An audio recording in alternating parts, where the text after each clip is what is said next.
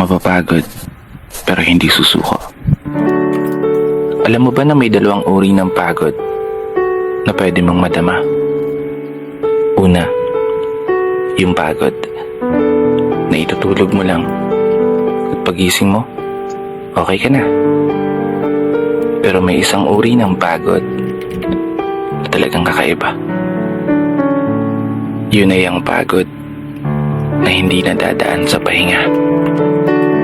Isang pagod na magpapahiwatig kung gaano kabigat ang mga problema mong daladala. Pagod na magpapanginig ng mga luha sa mata.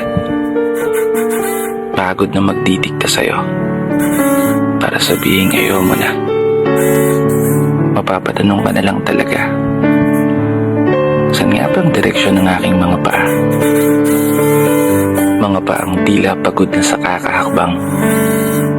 Mga paang ngimay na sa kada tapak sa baitang ng hagdan. Isang hagdan na magdadala sa akin patungo sa isang palapag na pinapangarap ko. Mapapagod pero hindi susuko. Magpapahinga pero hindi hihinto. Para sa pamilya at para sa pangarap, palaging pipiliin na magpatuloy. Kasi alam mo, kung ang pagod ay kapalit ng magandang kinabukasan, wala kang dahilan para sukuan ng pagod. Wala kang dahilan para hindi ka bumangon.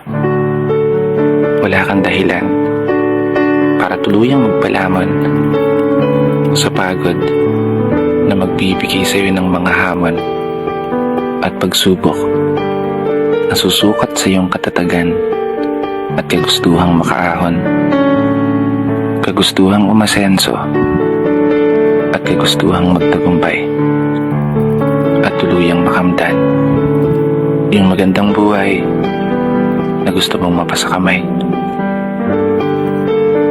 Kaya naman, tatagan mo ang mga paa mo at tibayan ng loob sa iyong paglalakbay at umasa kang kalakip ng bawat pagod ay may masaganang buhay na naghihintay.